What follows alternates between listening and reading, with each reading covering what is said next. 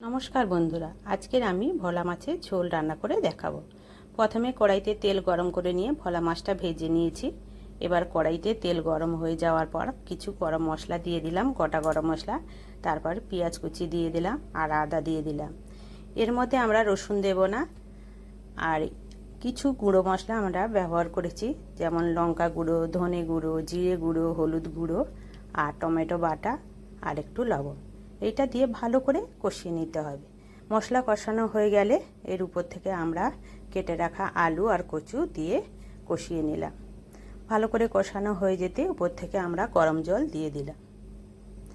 দেখুন এবার কি সুন্দর ফুটে উঠেছে। এবার ভেজে রাখা মাছগুলোর উপর থেকে দিয়ে দিলাম।